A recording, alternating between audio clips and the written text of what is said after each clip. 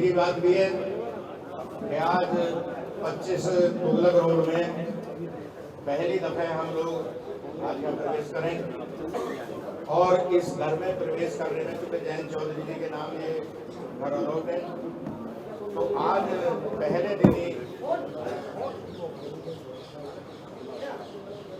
लोकदल में एक बड़ी आमद हो रही है और प्रोमिनेंट लोग आज लोकदल ज्वाइन कर रहे हैं।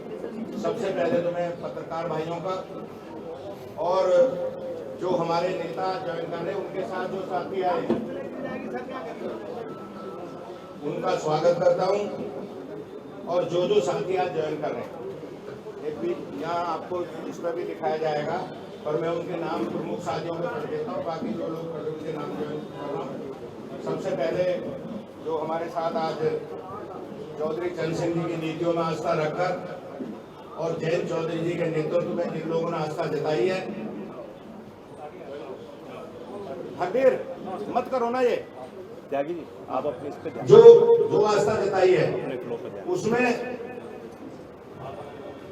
जगजीत सिंह जी एक्स MLA हैं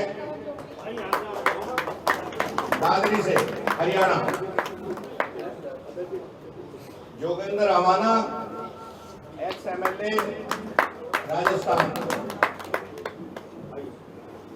श्री इसम सिंह जो 2 दफा बसपा के प्रदेश अध्यक्ष रहे हैं मध्य प्रदेश के, वो आज जयंत चौधरी जी के नेतृत्व में ज्वाइन कर रहे हैं। श्री दलीप जी जो पूर्व MLC हैं और तेलंगाना के रहने वाले हैं और चौधरी अजीत सिंह जी के बहुत बड़े फैन हैं देश में। जो चौधरी अजीत सिंह जी के साथ भी इनका सानिध्य हो रहा है, जयंत चौधरी के साथ आज हो रहा है, तो ये 4 लोग बड़े नेता आज RLD ज्वाइन कर रहे हैं। मैं इन सबका आपके सामने पार्टी की तरफ से स्वागत करता हूं और कुछ साथी हमारे जो ज्वाइन कर रहे हैं, जोगिंदर भाई ने लिस्ट दी है, कमर रब्बानी जी हैं, हिमांशु अमाना है, राजेश गुर्जर है, बचराज सिंह गुर्जर हैं, अशोक है, बंजारा राजेश जी हैं, देवशीष हैं, मुकेश कुमार हैं, जिन लोगों ने ज्वाइन किया। एक अभी आपने मलूक ने दिए थे लिस्ट में 50 की लिस्ट, अभी हम चेयरमैन सरपंच 50 आए हैं, उनकी लिस्ट है अभी वो दे रहे हैं। अभी हमारे बीच में KD सिंह ज्वाइन कर रहे हैं, विनय सिंह है प्रमुख और विनोद सैनी और बाबूलाल बाना कहाँ पे बाबूलाल कहाँ है? इधर आवाज आ रही माना इधर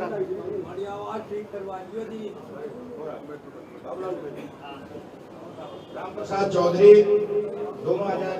राम प्रसाद चौधरी ये राजस्थान से हैं और दोनों बहुत ही पुराने जीवन के, जिन्होंने जनता दल में और पार्टियों में राजस्थान में बड़े लेवल पर काम किया। ये दोनों नौजवान ज्वाइन कर रहे हैं।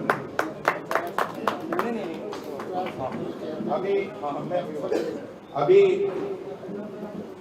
श्री जगजीत सिंह जी के साथ जो चेयरमैन हैं, पूर्व चेयरमैन हैं भिवानी जिले के सेंट्रल कोऑपरेटिव बैंक के, वेद प्रकाश जी हैं, पूर्व चेयरमैन हैं फिरोजाबाद फतेहाबाद के, विजेंद्र संबल हैं, ये सब जो कोऑपरेटिव बैंक और जिला पंचायत के अध्यक्ष हैं, वो आज जयंत चौधरी जी के नेतृत्व में ज्वाइन कर रहे हैं। और मुझे ये उम्मीद है कि आज 25 तुगलक रोड में पहले दिन कार्यक्रम हो रहा, ये हमारा कारवां और बढ़ेगा। आपका फिर पुनः 25 तुगलक रोड पर, और इन लोगों का जो अगर किसी साथी का नाम छूट गया हो जो ज्वाइन कर रहे हैं तो मैं क्षमा प्रार्थी हूँ। तो हाँ सॉरी, संतोष सिंह खड़े हुए। संतोष सिंह बहुत पुराने नेता हैं और ये उत्तर प्रदेश के बड़े नेता, प्रदेश के नेता हैं, भदोही के रहने वाले। इनका भी स्वागत है, बहुत बहुत स्वागत है। प्रमुख साहब खड़े हो, ये प्रमुख साहब हैं राजस्थान में, क्या नाम पूरा? हिमांशु अमाना है, ये ब्लॉक प्रमुख है वर्तमान में। ये सब ज्वाइन करें, बहुत हो जाए, लंबा हो जाए। तो मैं अभी आप सबका स्वागत। और Thankfully you मैं कहूँगा Otherwise I don't want Chauhan to. से कि जगजीत सिंह जी के गले में एक सेकंड त्यागी जी, पहले वीडियो देखो, पहले वीडियो देखो। हाँ चलो चलो पटना चलो मलूक नागर जी आए और ईसम सिंह जी को पटका बनाए। विश्वेंद्र पीछे ऑटो फ्रेम से। मलूक नागर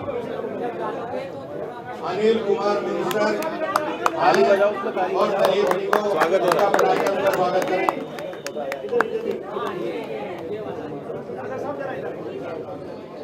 और साहब कहाँ हैं? आओ अनिल जी।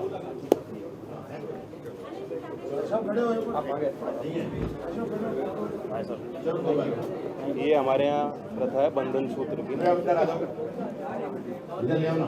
और मैं स्वयं अभी तो मैं आपके जोगिंदर रवाना मेरा छोटा भाई है, अब तो मैं आपके साथ ही हूँ। मैं इसका खुद पटका बना के इसका स्वागत करूंगा जोगिंदर रवाना का।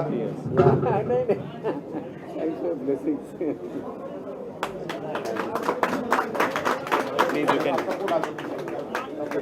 you can tie to Isam, I'll tie to Sangwan ji. So that we save time. Rana ji को ये बेटा है मेरा कनाडा से फोटो खींच रहा है। कहाँ रहता है कनाडा में? कनाडा में बैंक पर अब आप भी जा पाए? ये तो ये इससे आपके पास छोड़ूंगा बताएगा आपको। आइए नहीं भाई चौराहे के बाद से मैं रोक रहा हूँ, तुम ही नहीं चलो। सच्चे जनप्रतिनिधि जिन्होंने हमेशा समाज की भलाई को ही अपना लक्ष्य बनाया। राजस्थान के नलबई से जनता की बुलंद आवाज पूर्व विधायक श्री जोगिंदर सिंह आवाना जी देवनारायण बोर्ड के चेयरमैन के रूप में समाज में भाईचारा बढ़ाने के प्रति समर्पित समाज के हर वर्ग में आपने कमाया अपार जन विश्वास। तेलंगाना से श्री दिलीप कुमार कपिलावई जी सामाजिक न्याय और विकास की सशक्त सोच के प्रतीक। तेलंगाना जन परिषद के सदस्य और आंध्र प्रदेश विधान परिषद सदस्य के रूप में अपने सराहनीय कार्यकाल के लिए पहचाने जाते हैं। हो गया। मध्य प्रदेश में बहुजन समाज की बुलंद आवाज श्री ईसम सिंह मौर्य जी हमेशा वंचितों के हक के लिए खड़े रहने वाले नेता, जो बहुजन समाज पार्टी मध्य प्रदेश के प्रदेश अध्यक्ष के रूप में जनता से गहराई से जुड़े रहे। राजस्थान के दौसा से प्रचंड जन समर्थन के प्रतीक श्री कमल रपानी जी जनता के स्नेह और सम्मान से बना एक क्षेत्र में अपनी पहचान। अब ये सभी सम्मानित नेता एक नए संकल्प और नए विजन के साथ राष्ट्रीय लोक दल में शामिल हो चुके हैं। राष्ट्रीय लोक दल परिवार की ओर से आप सभी का हार्दिक स्वागत है। भारत रत्न डॉक्टर भीमराव अंबेडकर जी की जयंती 14 अप्रैल से राष्ट्रीय लोक दल सक्रिय सदस्यता अभियान का शुभारंभ किया जाएगा। इस अभियान से जुड़कर राष्ट्रीय लोक दल के सक्रिय सदस्य बने और किसान का मेरा, युवा और महिला सशक्तिकरण के संकल्प को नई मजबूती देंगे। तो सभी साथियों को धन्यवाद। पहली बार हम लोग यहाँ वार्ता कर रहे हैं और बहुत शुभ अवसर है। मैं इस मंच के माध्यम से सभी सम्मानित लोग, नेतागण जो कई राज्य से अपना उनका परिचय है और लोकदल में उनकी आस्था है, चौधरी चरण सिंह जी को अपना आदर्श इन सभी नेताओं ने माना और पार्टी के साथ जुड़ के हमें संगठन में भी मजबूती मिलेगी और हमारी राजनीतिक जो दायरा है, जो विस्तार कार्यकर्ता देखना चाहते हैं दल में, उस ओर भी बहुत महत्वपूर्ण आज दिन है और कदम हमने आगे की तरफ लिया।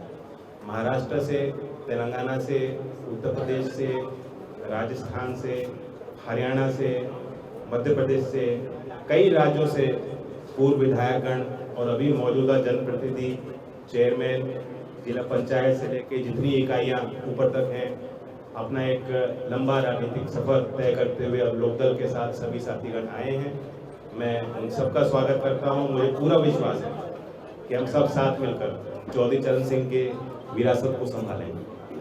14 अप्रैल देश के लिए एक महत्वपूर्ण तारीख और ये देश बाबा साहब अम्बेडकर जी का ही है और उसी स्मृति में उनसे प्रेरणा लेते हुए उनकी जीवन संघर्षों को अपने अंदर समाते हुए पार्टी के सभी कार्यकर्तागण, क्योंकि पार्टी की विधिवत सदस्यता चलेगी, ये 6 महीने की एक्सरसाइज प्रक्रिया जो 15 अक्टूबर तक चलाई जाएगी। हमने सोचा कि 14 अप्रैल से बेहतरीन कोई दिन नहीं है, कोई अवसर नहीं, उसको भी मनाएं। क्योंकि बाबा साहेब सिर्फ SC/ST के लीडर नहीं है, उनका दायरा उससे बहुत बड़ा है। सब उन्होंने जो संविधान का निर्माण किया, एक लिबरल प्रोग्रेसिव लीडर जो आज भी 2025 में देश के सामने सामाजिक चुनौतियां हैं, उस पर उन्होंने उस समय लेख लिखे, भाषण दिया, लोगों को संगठन की ताकत दिखाई और राष्ट्र की मुख्य धारा में उनको लाने में उनकी सफल एक पहल थी। तो उसको पहचानते हुए अब 6 महीने हमारे सभी कार्यकर्ता गाँव में जाएंगे, नगर में जाएंगे, गली कूचे में जाएं, बस्तियों में जाएं और पार्टी की सदस्यता अभियान को खुद सक्रिय सदस्य बनते हुए और उनको पार्टी में सदस्य बनाएं। और फिर विधिवत हमारा चुनाव 15 अक्टूबर से नवंबर तक होगा, राष्ट्रीय अधिवेशन होगा और पार्टी तय करेगी कि अब राष्ट्रीय अध्यक्ष अगले चरण में किसको माने। मैं कल एनडीए का विस्तार हुआ है, AIDMK को जोड़ा गया है, क्योंकि मैं आई कैन एस्टिमेट आप क्या सवाल पूछोगे, थोड़ा अपनी राय पहले ही दे देता हूँ। ये पूरे देश भर में, हर वर्ग में, हर क्षेत्र में एनडीए की नीतियाँ और प्रधानमंत्री जी की कार्यशैली पे एक विश्वास मत है। और मुझे विश्वास है, जैसे गृह मंत्री अमित शाह जी ने तो पार्लियामेंट में ही कहा कि अगली बार तमिलनाडु में भी एनडीए की सरकार बनेगी, तो उस ओर एक बड़ा महत्वपूर्ण कदम उन्होंने लिया है। खुशी है कि अब लोकदल भी तेलंगाना साउथ में है, स्थापित करेंगे, दिलीप जी उसमें मददगार होंगे। मैं दुनिया में जो उठापटक चल रही है, मुझे लग रहा है कि आप सब भी, मुझे हो सकता है कि US ट्रेजरी बॉन्ड्स के बारे में ना पूछ रहे, तो बहुत चीजें अभी अस्थिर हैं। लेकिन हमारे कॉमर्स मंत्री का एक बयान, मैं अभी आते हुए यहाँ आपके बीच आया हूँ, मैं देख रहा था कि उन्होंने कहा कि पिस्तौल के नोक पे भारत समझौते नहीं करता। तो विश्व के मानचित्र में, विश्व की अर्थव्यवस्था में हमारे देश की अनोखी स्थिति है। पूरा यूरोपियन कमीशन का भी इंडिया आया था और सब लोग चाहते हैं कि व्यापार में विस्तार हो और भारत का विश्व पटल पर नेतृत्व का स्थान हमें मिला है। G20 के बाद प्रधानमंत्री जी के जिस तरह से दौरे होते हैं, संवाद होता है, जो रिश्ते उन्होंने बनाए विश्व के सभी देशों के बड़े नेताओं से, वो अब हमारे लिए प्रभावी और कारगर साबित होंगे और भारत सरकार उस पर उचित फैसले समय के साथ हमारे देश के उद्योग को बढ़ाने के लिए, किसानों को लाभ पहुंचाने के लिए, नौजवानों को रोजगार दिलाने के लिए, स्किल्ड लोगों के माइग्रेशन को इनेबल करने के लिए भारत सरकार फैसले लेगी। मैं इसी के साथ ओपन अप करना चाहूंगा, कुछ सवाल अगर हम लें, अगर कोई दूसरा माइक हो उपलब्ध तो कम से कम सवाल पूछ रहे हैं तो उन तक पहुंचाया जाए। दूसरा mic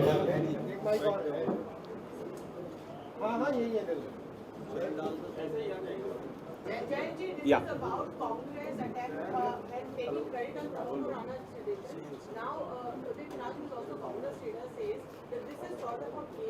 and he is also going to make a bid to exempt Pakistan from such an attempt by saying that Shahapur Rana was not a main conspirator, he didn't have much role to play in that. How do you react to such statements by Congress? See, Congress leaders are making these kind of statements. They're very inflammatory. They're not understanding.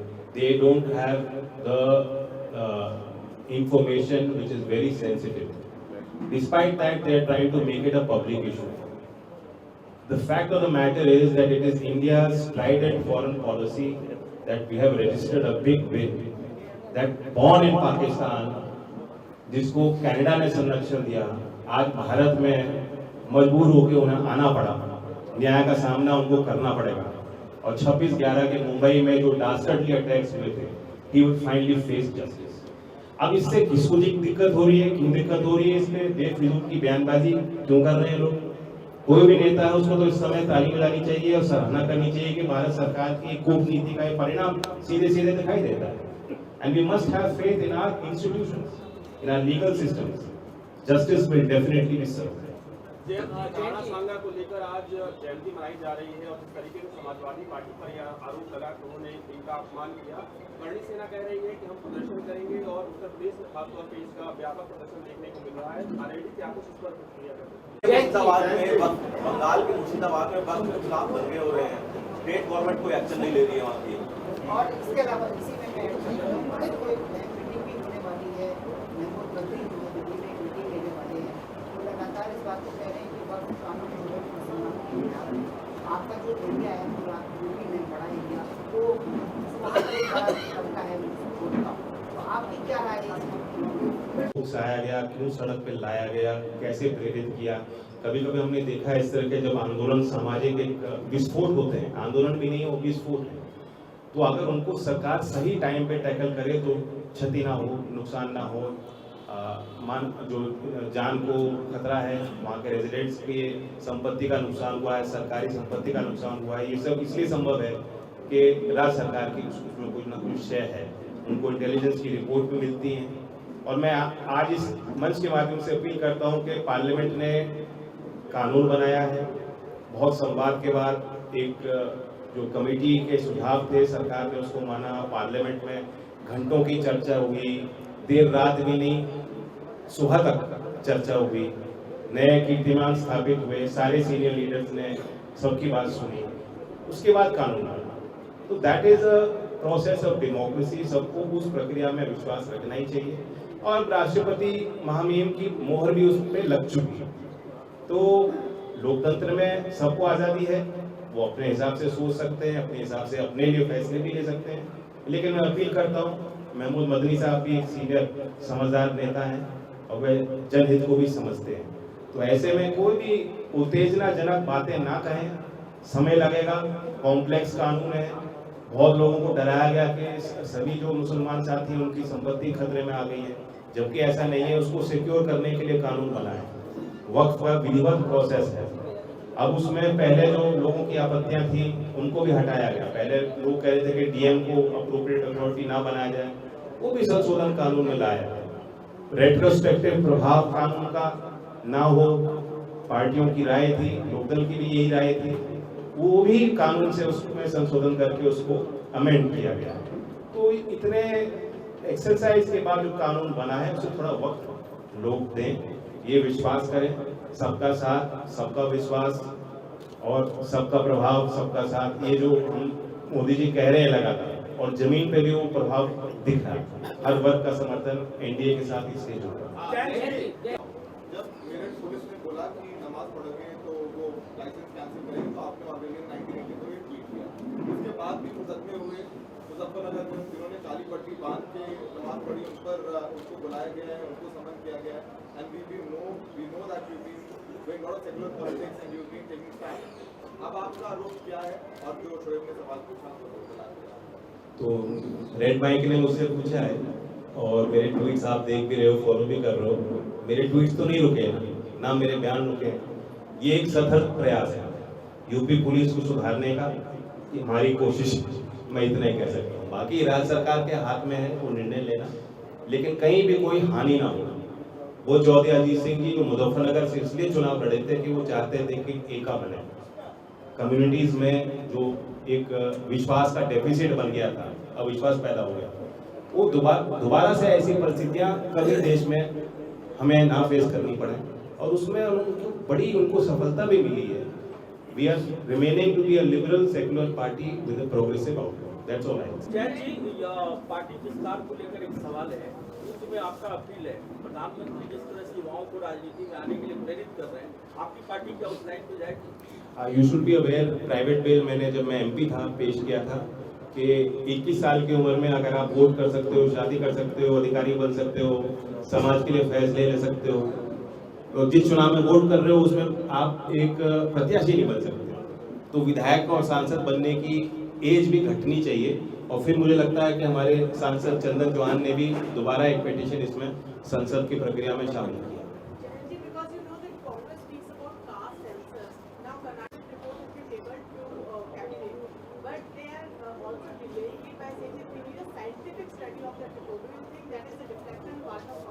Definitely is. See, it's a very complex issue. Do I understand caste fully or comprehend it? I don't. Grassroots politicians today may be aware of their vision, but pan-India, what is the true story?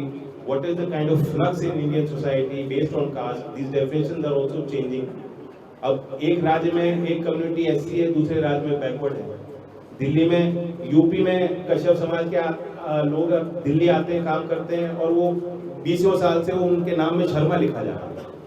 बहुत से ऐसे लोग हैं जिनके पास अगर कोई सरकारी अधिकारी जाएगा सर्वेक्षण करने, वो अपनी जाति उसको नहीं बताएंगे, नहीं बताना चाहेंगे और ना ही बताएंगे।